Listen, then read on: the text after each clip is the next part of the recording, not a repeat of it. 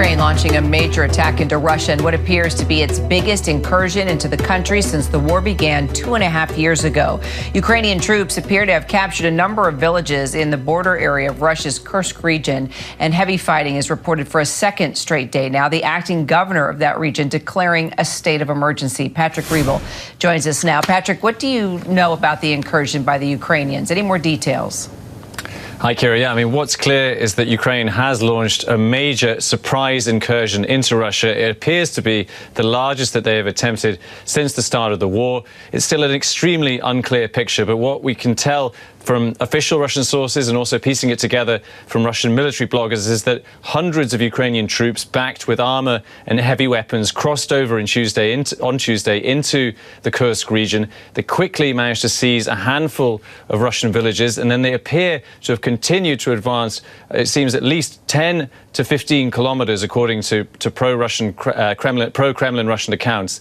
They appear to have continued to make some progress today, a very chaotic situation being described there by Russian media.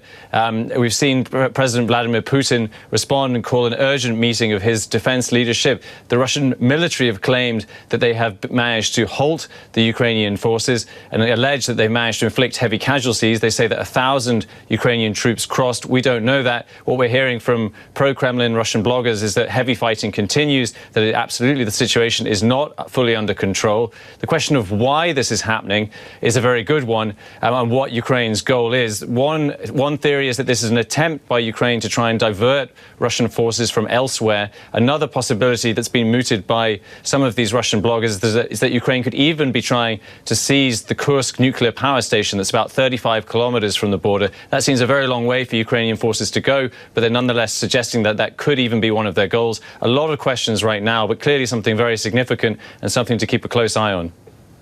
So how is Vladimir Putin responding? So far, we saw earlier today Vladimir Putin call an urgent meeting of his government and also of the defense leadership. He was briefed that the situation essentially is under control and that the Russian military has inflicted heavy casualties on this Ukrainian incursion. In reality, that doesn't seem to be the case. As far as we can understand, there is just very heavy fighting in this handful of villages. They're still trying to stop the Ukrainian forces from moving forward. They're also reporting that there's a large number of basically Ukrainian sabotage units, and they just don't really know where they are. We've seen a video that seems to show dozens of Russian soldiers being taken prisoner by Ukrainian forces. And this is coming at a time when Russia was on the front foot in very much in a very serious way in eastern Ukraine around the key city of Pokrovsk. Russia was making very rapid progress, and there were fears that the Ukrainian lines could be cracking there. There's obviously an attempt by Ukraine to try and reverse that and try and put Russia on the back foot. The question now is how far can these Ukrainian forces go, and whether Russia can easily stop them, or whether this becomes something much more serious for Russia. Kira. All right, Patrick Riebel. Appreciate it.